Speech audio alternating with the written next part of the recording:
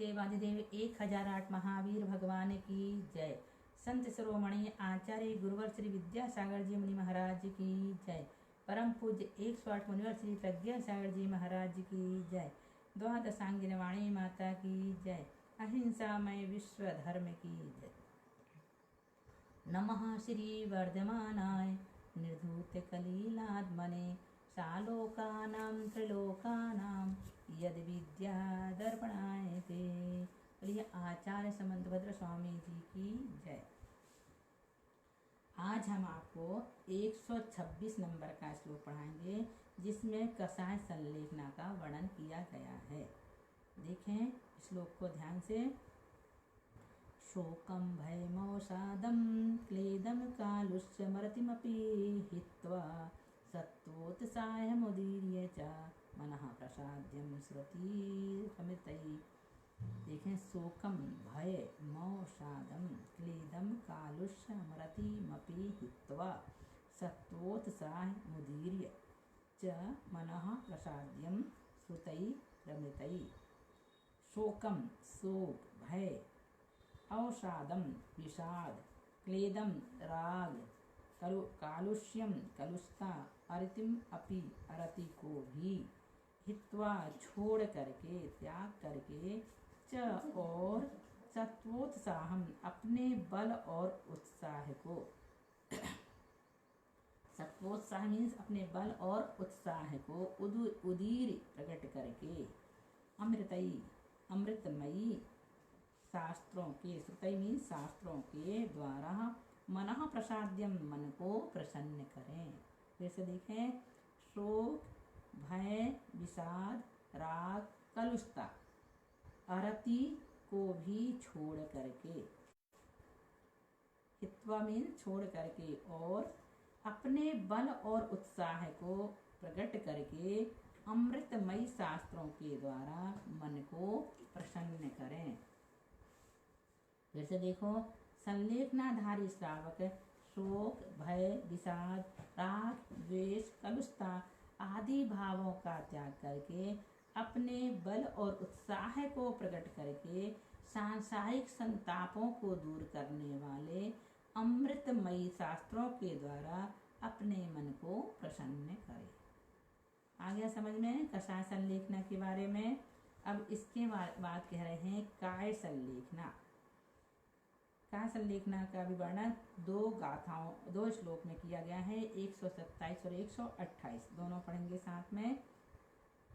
आहारं परिहाप्य क्रमशः स्निग्धं विवर्धयेत् पानम् स्निग्धं च हापित्वा खरपानं पूरयेत् क्रमशः खरपानहापनामपि कृत्वा कृत्वोपवासमपि शक्त्या पंचनमस्कारपनस्तनं त्यजेत सर्वे यत्नेन।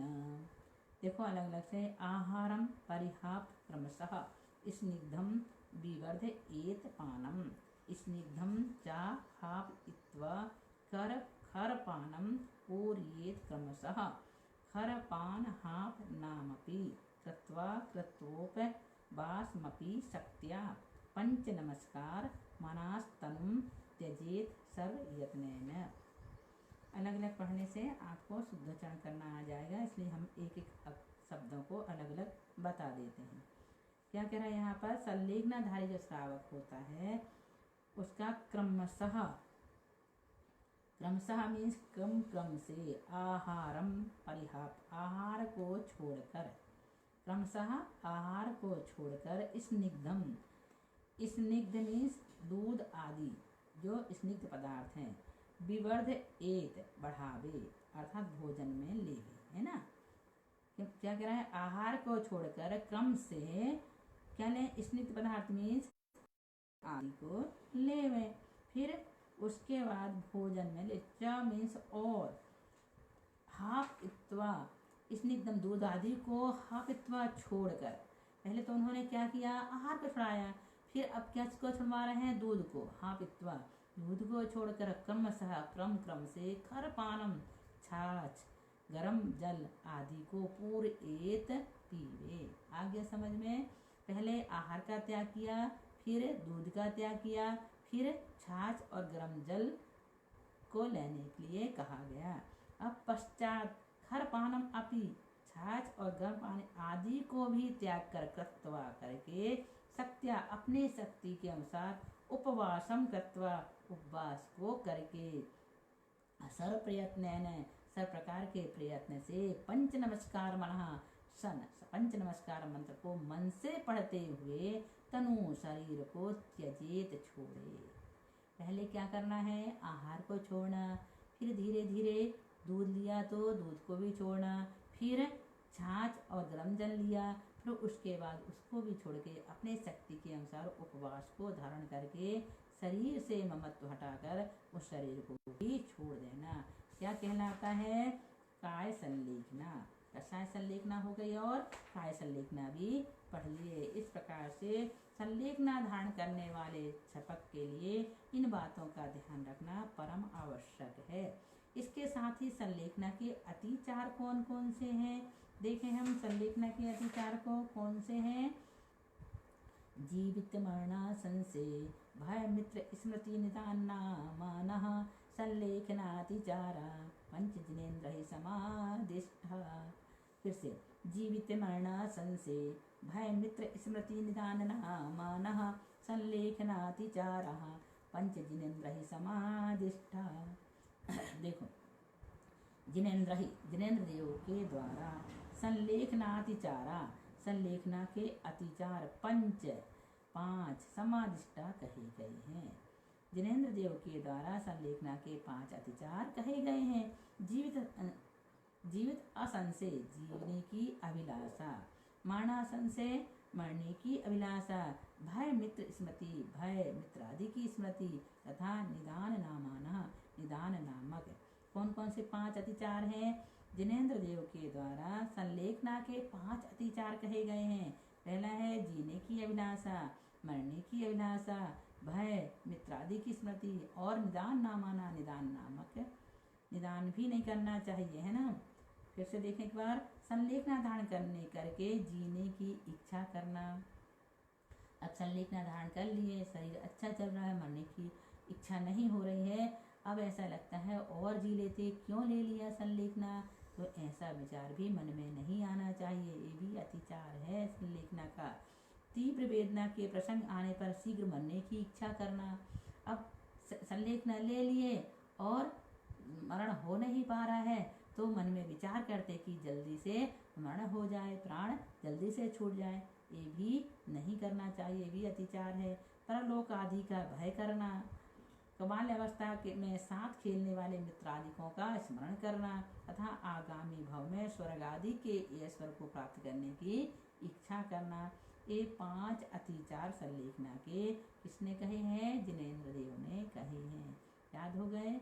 जीने की हो न इच्छा, मरने की हो न वांछा। पढ़ते हैं ना, तो न जीने की इच्छा करना, न मरने की इच्छा करना, न मित्र आदि को याद करना, और ना ही स्वर्ग आदि के ऐश्वर्य की इच्छा करना, और ना ही परलोक आदि से डरना। यदि हम ये सब कर रहे हैं तो संलेखना में अतिचार लगते हैं। इसलिए इन 5 जो अतिचार यहाँ पर बताए गए हैं, इन अतिचारों से बचने के लिए यदि संलेखना धारण कर रहे हैं तो इनसे बचने का प्रयास करना। ये अतिचार आपकी संलेखना में बिल्कुल भी नहीं लगने चाहिए। संलेखना धारण करने का फल क्या है? निःश्रेयसं संयुज्ययं निस्तीरं दुस्तरं सुखाम्बुनिधिं निपिबति पीतधर्मा सर्वै दुःखैरनालीढः। देखो, निःश्रेयसमभ्युदयं निस्तीरं दुस्तरं सुखाम्बुनिधिं निपिबति पीतधर्मा सर्वै दुःखैरनालीढः।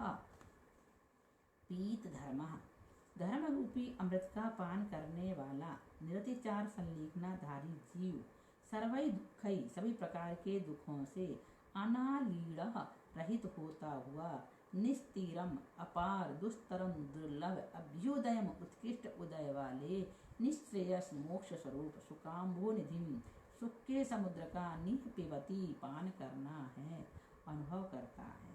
फिर से देखो, रत्नात्रय धर्म अहिंसा धर्म व उत्तम क्षमादि 10 धर्मों का पान करने वाला संलेखनाधारी जीव संसार के सभी दुखों से रहित होता हुआ अपार दुस्तर उत्कृष्ट उदय वाले मुक्ति के समुद्र का अनुभव करता है, अर्थात अनंत शाश्वत सुख के सागर मुक्ति सुख को प्राप्त करता है। ये बता रहे हैं कि यदि संलेखना ले लिया है तो संलेखना यदि निरतिचार पूर्वक हो रही है तो उसको क्या फल मिलता है, वही इस श्लोक में बताया जा रहा है कि धर्म रूपी अमृत का पान करने वाला जो निरतिचार संलेखनाधारी जीव है वह सभी प्रकार के दुखों से रहित होता हुआ अपार दुर्लभ उत्कृष्ट उदय वाले मोक्ष रूप सुख के समुद्र का पान करता है, अर्थात वह मोक्ष सुख को प्राप्त करता है। कब करता है?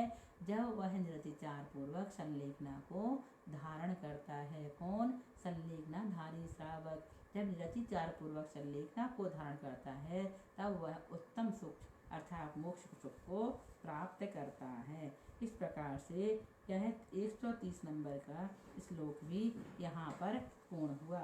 आपने अब तक संलेखना से संबंधित बहुत सारी जानकारी प्राप्त कर लिए हैं। इसके बाद अभी और थोड़ा बहुत बताएंगे, वो भी आपके काम का ही है। काम का तो पूरा ही प्रश्नकरण शाखाचार है, लेकिन कई लोग हमसे आकर के पूछते हैं कि संलेखना की विधि क्या है, कैसे संलेखना लें। तो हमने उसमें अभी कुछ समय पहले एक वीडियो अपलोड किए थे जिसका काफ़ी अच्छा हमें रिजल्ट मिला है, लोगों का इंटरेस्ट बढ़ा है।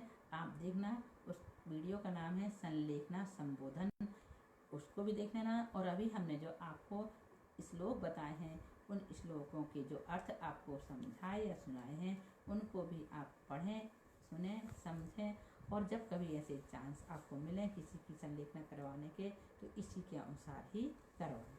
बोलिए महावीर भगवान की जय।